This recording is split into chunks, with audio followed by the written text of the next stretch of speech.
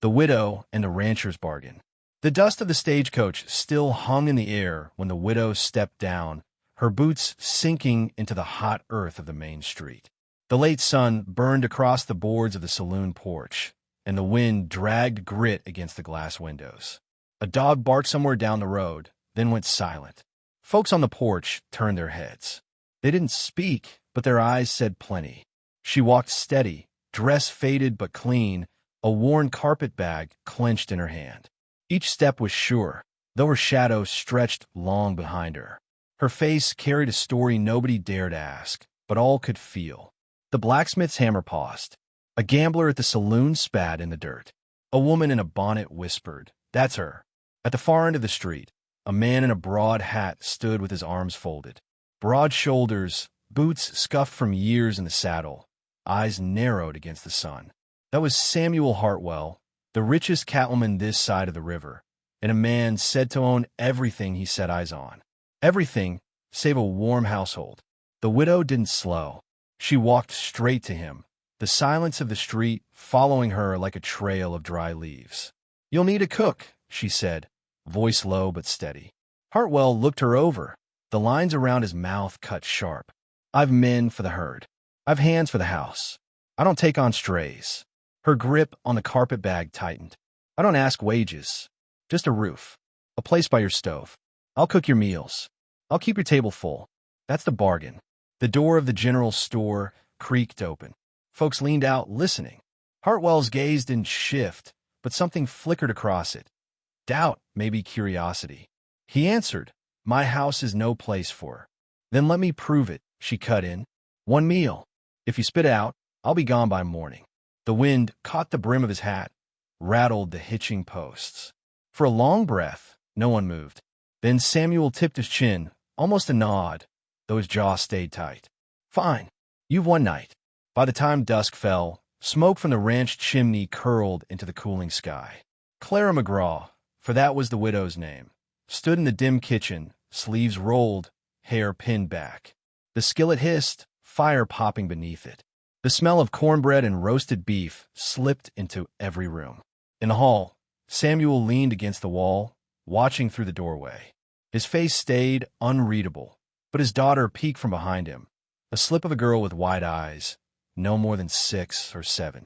She clutched a rag doll, its head lopsided, its dress torn at the hem. Clara set plates on the table. Her hands moved with practiced rhythm, spoon, ladle, knife, as if the act itself was keeping her standing. She didn't glance toward the door, though she felt the child's eyes on her. When Samuel finally sat, the girl hovered at his elbow. She stared at the steaming bread, then at Clara. Silence stretched long, filled only by the scrape of forks and the tick of the clock on the mantel. Clara cut the bread, placed a slice on the child's plate, gentle, as though the moment itself might break. "Eat, darling," she said softly. The girl hesitated, then took the bite. A smile flickered, small, uncertain, but real. Later, when the dishes were washed and the lamps burned low, Clara heard a soft shuffle of feet. She turned to find the girl at her skirt, clutching the rag doll tighter. "Can she?" The words came like a whisper, fragile as a feather. "Can she tuck me in too?" The request hung in the air, heavier than any silence.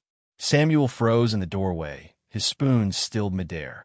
His daughter had spoken, not just to anyone, but to this stranger who had stepped from the dust. Clara knelt slow, her knees creaking against the wooden floor. She brushed a strand of hair from the girl's face. "Of course," she said, voice steady, though her chest ached with something sharp and sudden. The girl's hand found hers, small and warm. Together they walked down the hall, the boards groaning beneath each step. Samuel stayed behind, eyes narrowed, unreadable, as though the ground had shifted beneath his boots. The child's room smelled of lavender and dust. A quilt, patched and worn, lay pulled back on the bed. Clara helped her climb in, tucked the blanket around her shoulders. The girl held her doll close, her lashes already heavy. "Tell me a story," she whispered. Clara swallowed. Her throat burned, though the lamp's glow painted her face in calm. "Once," she began, voice low and even, "there was a bird with wings stronger than the storm. The storm tried to break her, tried to tear her from the sky. But still she flew, higher than the clouds, until the sun warmed her feathers. The girl's eyes drifted shut, her lips curling in the faintest smile. "That bird's you," she murmured, already slipping into dreams. Clara sat a moment longer, the silence pressing against her. The memory of another small face, a boy's, her boy's, flickered sharp and cruel. She blinked hard, pushed the thought away, and smoothed the quilt once more before standing. In the hall, Samuel waited, his frame filling the doorway. His stare was steady, but behind it was something softer, something cautious. "She hasn't asked that of anyone in near a year," he said quietly. Clara's voice was steady. "Every child needs someone to tuck him in." For a heartbeat, neither moved. Then the rancher stepped aside, letting her pass. Far from the lamplight, where the canyon winds howled against the rocks, riders gathered. 6 men, their faces shadowed, sat their horses along the ridge. A fire burned low, its light flickering on steel and whiskey bottles. One man spat into the dirt. "Hartwell's got more cattle than he can count. We take half, he'll be down on his knees." Another laughed rough. "Ain't just his cattle we're after. Word is he's got a new hand in the house. A woman. Might be worth our while to pay her a visit." The leader, scar across his jaw, lit a cigar and drew deep. "Let the rancher fatten his herds. Devil's Canyon will be ours before winter." The fire crackled. The wind carried the sound down the valley, thin as a warning. Back at the Hartwell place, Clara sat alone at the kitchen table, the lamp's glow soft on her face. She folded her hands, listening to the faint creak of the house settling, to the ranch hands laughing distant in the bunkhouse. The night felt heavier than most, the silence thicker. Her fingers brushed against the carpet bag by her chair, the bag she had carried off the stagecoach, the bag no one had dared open. Inside lay more than dresses and breadcloth. Metal, cold, heavy, waiting. She drew a long breath, steadying herself, though her eyes stayed on the dark beyond the window. The desert night was watching. Something was coming, and the widow knew the storm was not far behind. Whispers of the past, shadows of the present. The skillet hissed again, morning light spilling through the ranch kitchen window. Clara moved with quiet rhythm, biscuits rising golden in the oven, coffee thick in the pot, bacon snapping against iron. The smell rolled through the hall, drawing boots to the table. Samuel Hartwell entered first, boots heavy on the floorboards. He said nothing, but his eyes tracked her every movement. Behind him, Mary padded in barefoot, rubbing sleep from her eyes, rag doll dangling at her side. "Sit," Clara said gently, setting a plate down. Her voice carried the weight of command, though it was soft. Mary obeyed without pause. Samuel noticed. Through the window, the ranch hands watched, grinning between themselves. "Never seen the boss eat home cook in this quiet," one muttered. Samuel heard, but he didn't scold them. He chewed, silent, eyes never leaving Clara. Later that day, the sun blistered overhead. Clara's dress clung damp to her back as she carried water from the well. Across the yard, she saw a horse thrashing against its reins, a ranch hand cursing, ropes slipping. Clara dropped the bucket, strode over, and in one swift motion, caught the reins, her hands steady as stone. "Easy now," she murmured. Her voice cut through the chaos.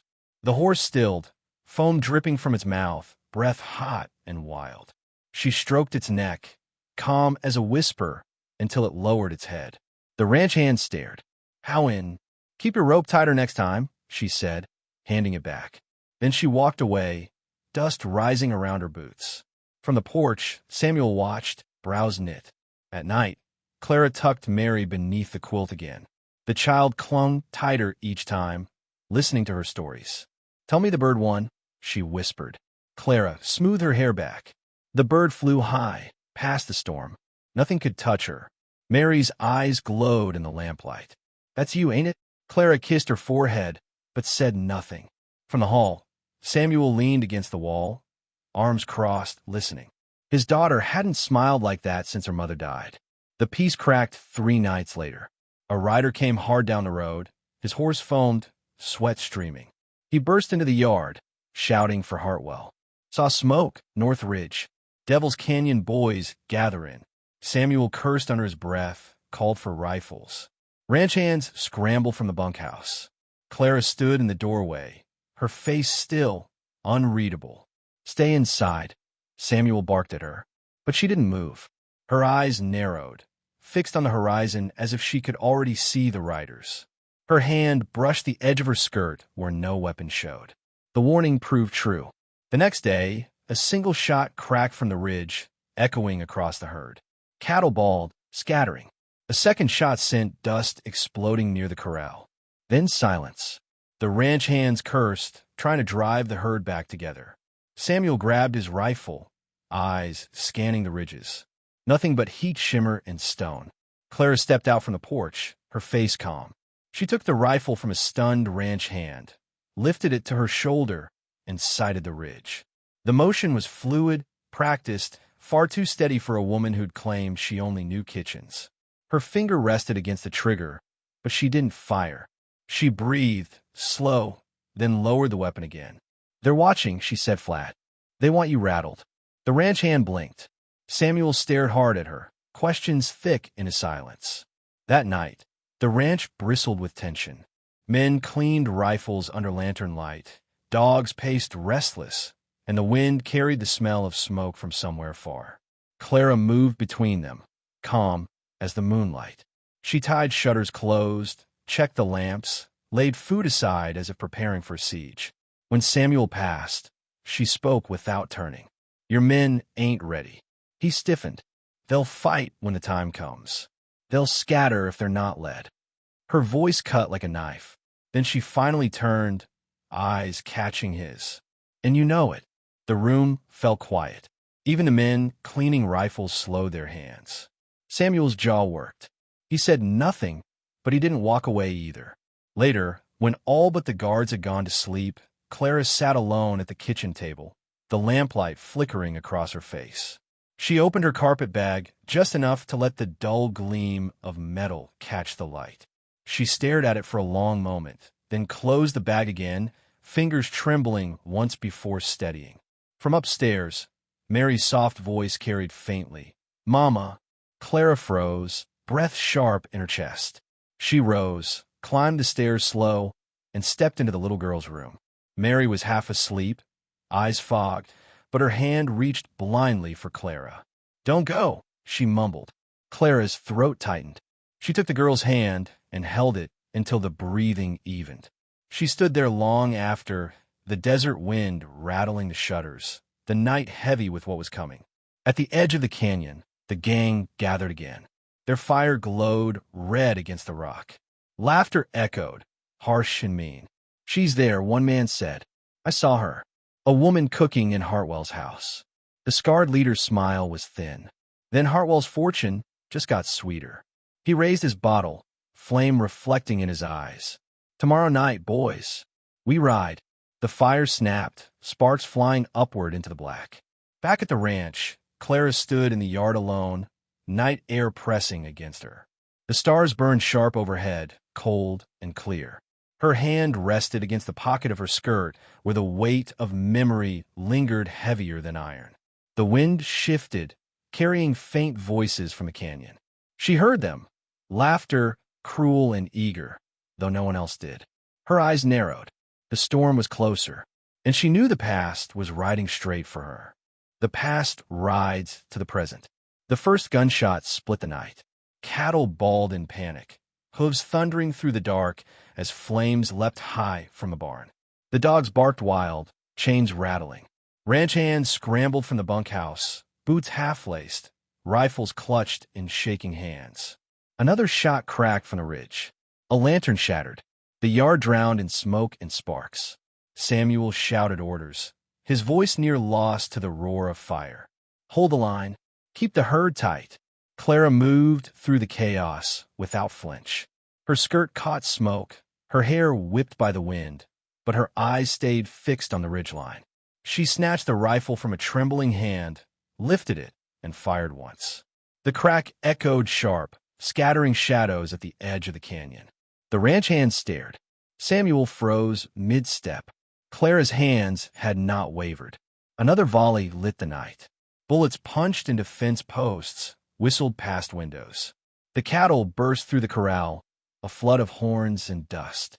Ranch hands dove aside, curses swallowed by the storm. Through the smoke, riders broke loose, 6, then more, bandanas over their faces, guns blazing.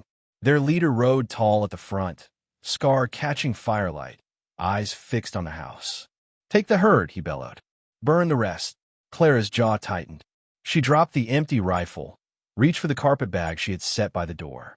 In one motion, the flap fell open and the iron gleam of a revolver filled her hand. The outlaws saw. For heartbeat they faltered. The scarred leader spat her name like poison. McGraw. The name rolled through the smoke, carried by the wind. Some men laughed nervously. Others shifted in their saddles, unease in their eyes. Samuel turned to her, confusion cut deep across his face. "You?" Clara didn't answer. She stepped forward into the yard, revolver steady at her side, her silhouette black against the fire. The scar man grinned wide. "Thought you were gone, widow. Thought grief buried you with him." Her voice came low, steady, like iron striking iron. "You should have left me there." The ranch exploded in chaos. Outlaws surged toward the cattle, gunfire spitting. Ranch hands fired back, shouting, ducking behind fence rails and wagons. Sparks rained from the burning barn, ash stinging eyes, filling lungs. Clara moved with deadly calm. Her revolver barked once, twice. 2 riders fell hard in the dirt, horses screaming. She turned, fired again. Another man tumbled from his saddle. The men froze. Some cursed her name, some whispered it like a ghost story. "Black Widow." One hissed, fear cracking his voice. Mary's cry pierced the din from the house. "Clara!" The sound struck like a brand. Clara spun, eyes fierce, and cut down the outlaw charging the porch. He dropped before his boot hit the step. Smoke and gunfire wrapped the ranch, but Clara's figure held steady, her revolver kicking fire, each shot measured, certain. Samuel, stunned, raised his rifle again, rallying his men. "Hold your ground. She's cutting him down." The tide shifted.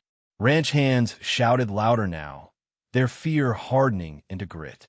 Still, the scarred leader pushed through, dismounting in the yard, revolver in one hand, knife in the other. His eyes never left Clara. "You always were faster than the rest," he growled, circling. "But I killed your man easy enough. Guess I'll finish the job tonight." Clara's face didn't move. Her revolver spun once in her hand, the weight familiar, remembered.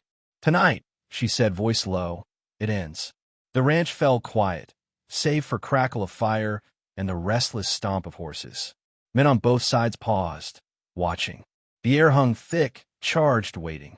The scarred man raised his revolver. Clara mirrored him. For breath, nothing moved. Then steel thundered.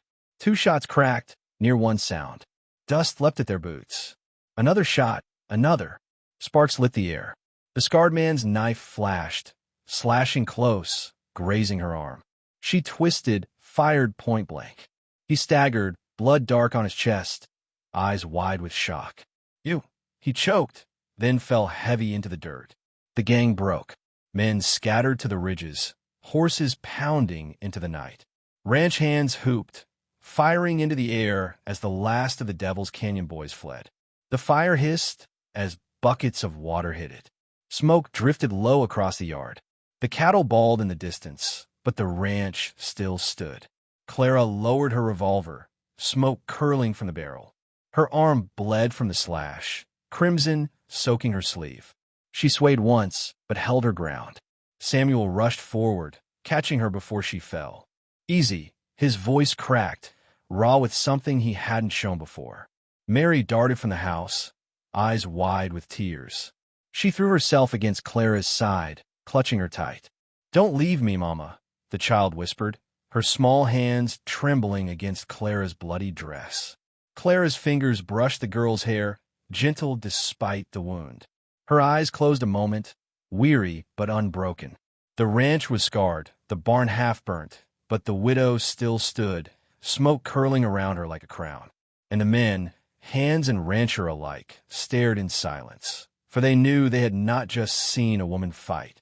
They had seen a legend step out of the fire. The making of a legend.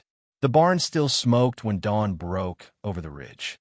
Ash drifted across the yard, glowing faint in the morning light. Men moved slow, weary from the night's fight, eyes hollow, hands blistered from buckets and rifles. Clara sat on the porch steps, her arm bound in cloth, her revolver lying silent beside her. The wind tugged at the edge of her skirt, lifted strands of her hair from her face. She stared out across the yard where blood stained the dirt dark, where hoof prints carved the earth deep. Mary curled against her side, half asleep, small fingers tangled in Clara's dress. Samuel stood a few paces off, boots planted, arms crossed. He had watched her all through the night, and still he hadn't found the words. The men gave her space. They moved about with quiet respect, their eyes lingering but their mouths shut. None dared speak the name they had heard, the one whispered by dying men, the one spoken in fear, Black Widow. By mid-morning, townsfolk began to ride out. Word had traveled fast. They found the ranch scorched but standing, the gang driven into the hills, and a widow on the porch with fire still in her eyes. They say she cut down 3 men herself, one man whispered.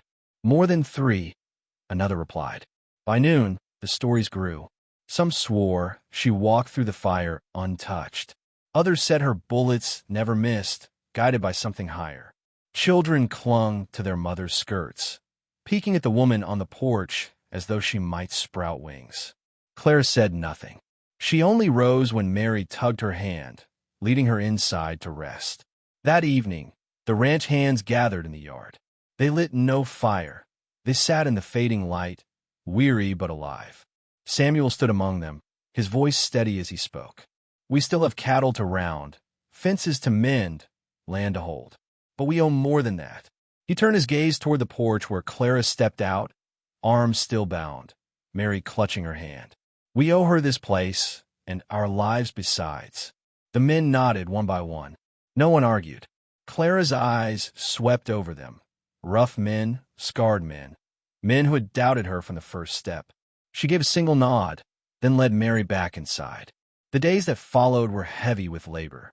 The barn was patched, cattle driven back from the hills, fences mended. Clara moved among them, quiet but steady, cooking when meals were needed, stitching when wounds required, speaking only when words mattered.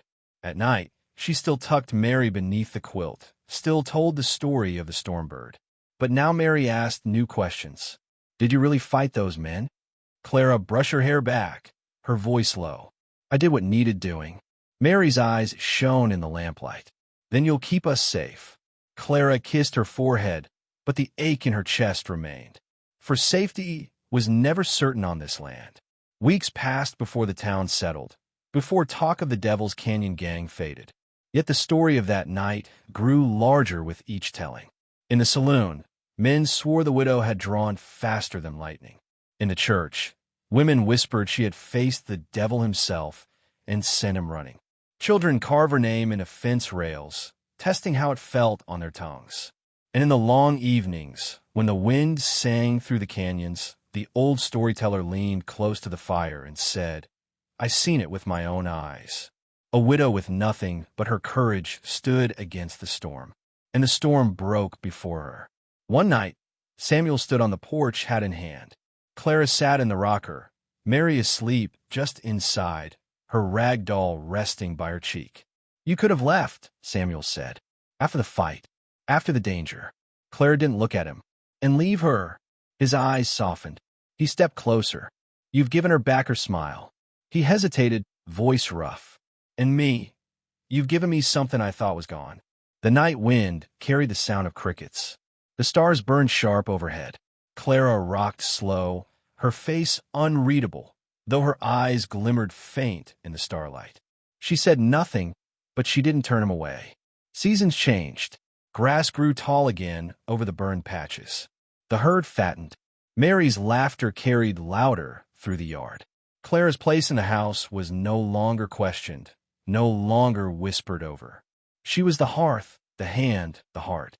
Yet always, in the quiet hours, her revolver rested near. Always, She carried the weight of what she had been and what she might yet be forced to be again.